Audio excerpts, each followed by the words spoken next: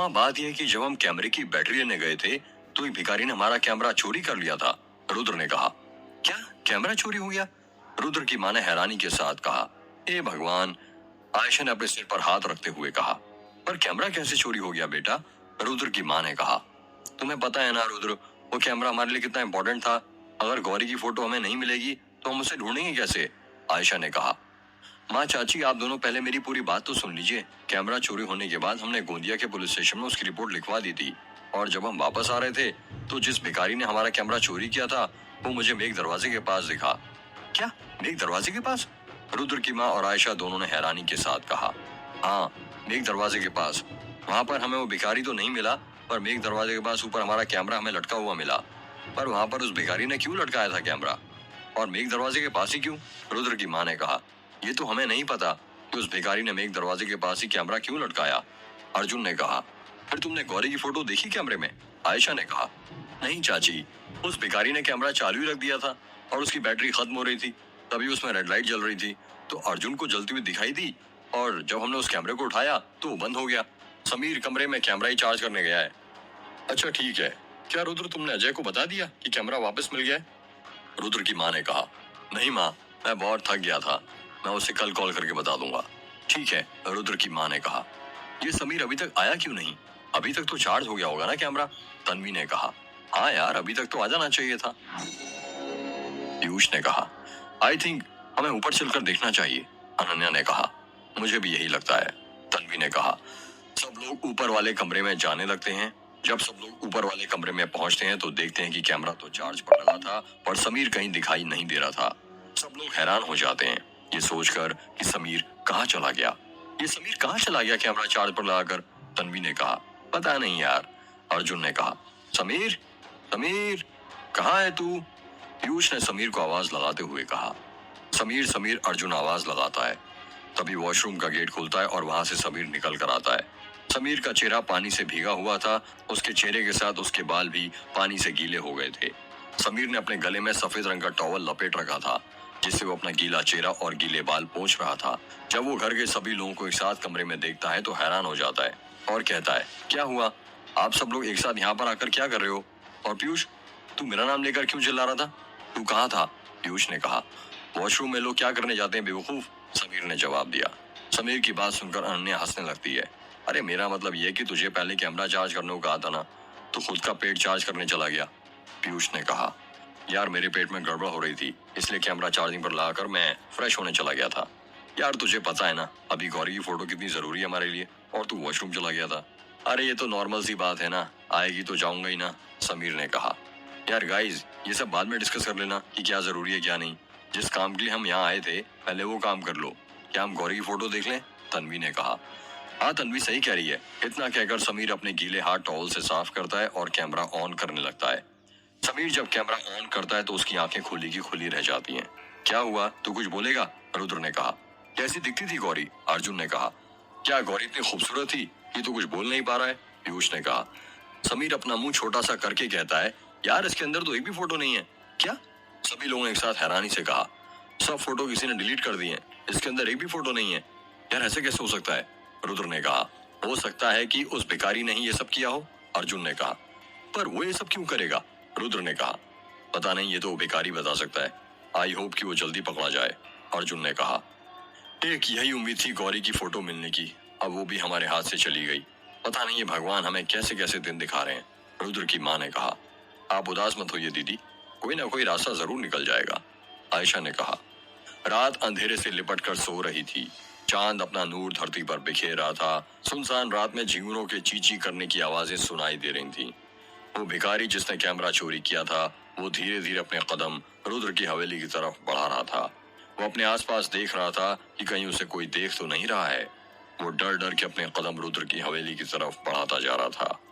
वो काली शॉल जो वो हमेशा ओढ़ कर रखता था, उस शॉल से उसने अपना चेहरा ढक कर रखा हुआ था। वो भिखारी हवेली के दरवाजे तक पहुंच जाता है और वो भिखारी दरवाजा खटखटाने ही वाला था कि तभी वो देखता है हवेली के दरवाजे के बगल में एक बड़ा सा कील ठुका हुआ था जो कि आयशा ने घर की दीवार पर ठोका था ताकि बुरा साया घर के अंदर ना घुस सके। वो भिखारी जैसे ही वो कील को देखता है वो अपने कदम पीछे हटा लेता है। वो अपने दाएं बाएं तरफ मुंडी घुमाता है और सोचता है कहीं उसे किसी ने देखा तो नहीं। थोड़ी देर बाद वो भिखारी जमीन पर पत्थर ढूंढने लगता है। उसे एक बड़ा सा पत्थर मिल जाता है जिसे वो आसानी से उठा सकता था। वो भिखारी उस पत्थर को उठाता है और उसे दरवाजे पर लगी कील को निकालने लगता है। ठक ठक ठक ठक ठक ठक पत्थर कील पर ठोकने की आवाज आ रही थी।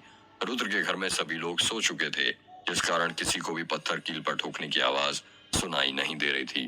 पत्थर से कील के ऊपर नीचे ठोकने के कारण वो कील ढीली हो जाती है और दीवार से निकलकर नीचे जमीन पर गिर जाती है।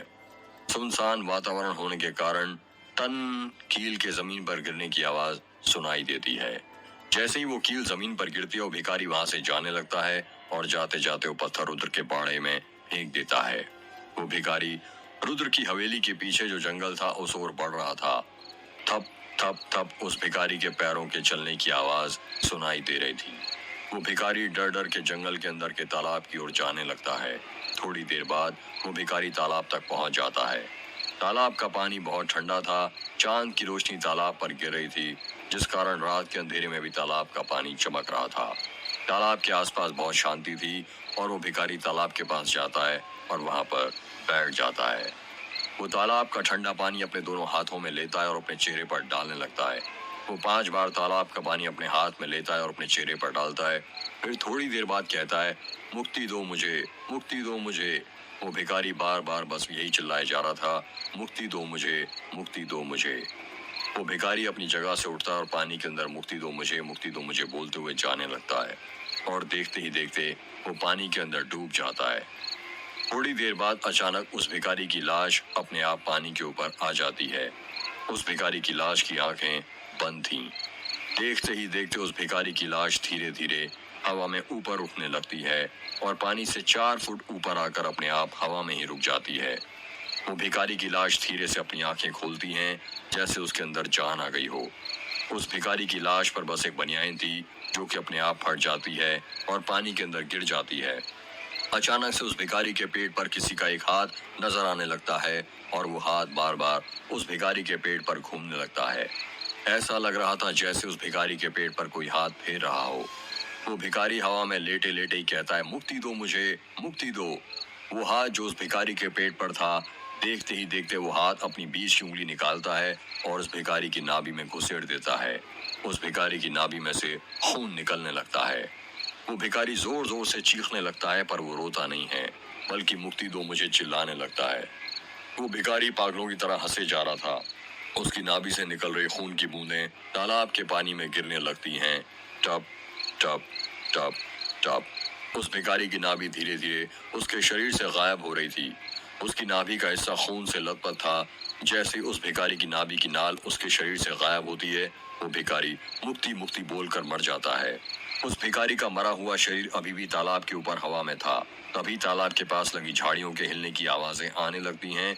उन झाड़ियों के पीछे रुद्र था, जो ये सब होते हुए देख रहा था। उसका पूरा शरीर पसीने से भीग चुका था। वो लंबी लंबी सांसें ले रहा था।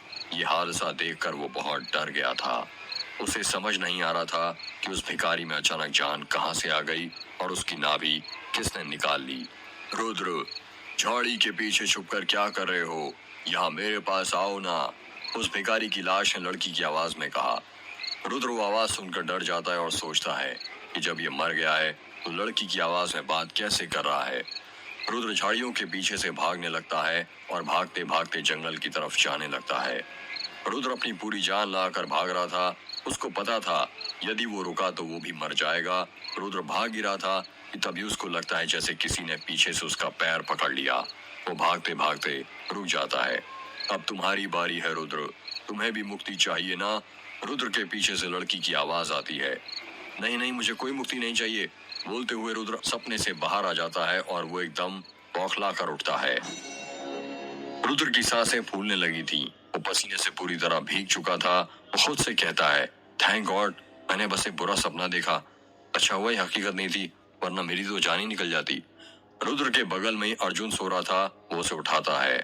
अर्जुन उठ, अर्जुन, अर्जुन उठ। रुद्र अपने हाथों से हिलाते हुए अर्जुन से कहता है।